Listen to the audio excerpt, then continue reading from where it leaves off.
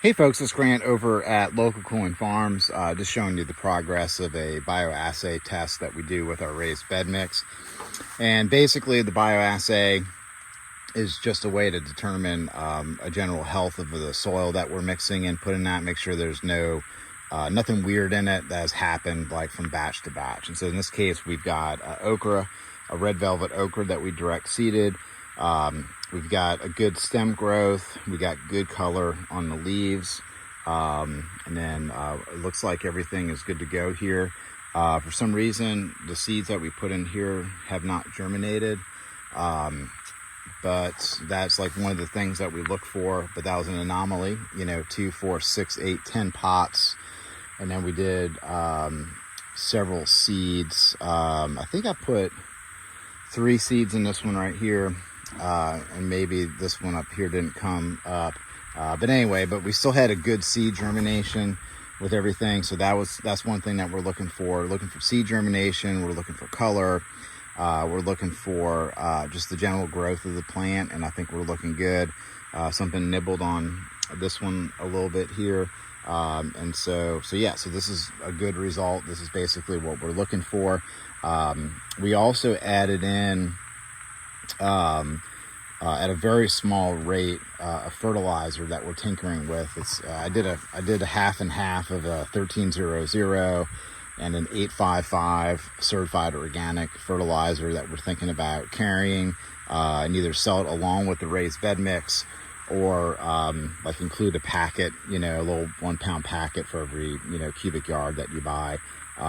We only put in at a rate of 1 pound per cubic yard. A cubic yard is 201 gallons. So 1 pound of fertilizer and 201 gallons is not a lot of fertilizer, especially with an organic based fertilizer. And before we put the okra in, we did a little bioassay on the raised bed mix on another batch with a provider bush bean. We've got 5 plants in this one, 3 plants in this one. That 4th one is not looking good. Something happened to him. And then this one's got 3 plants in it. This one's got 3 plants in it. These pots are, they're one, quote unquote, 1 gallon root maker pots, but they're less volume than 1 gallon of soil. We put a 333 fertilizer in here at the beginning, and then we came back with a little bit of that 855, very low rate. But the plants are doing really well, especially for the size container they're in and how much we've been taking care of them, which really hasn't been all that much. We kind of stuck them over here in the hoop house, and we're really, I gotta water them today, but we haven't even been watering them every day. So we're looking good. They had some with some leaf roller caterpillars on it. This one right here, it looks like the leaves are recovering real nicely. So again, we got good color, even though it's overplanted. We got good, nice, sturdy stem growth here. We had really good germination with it.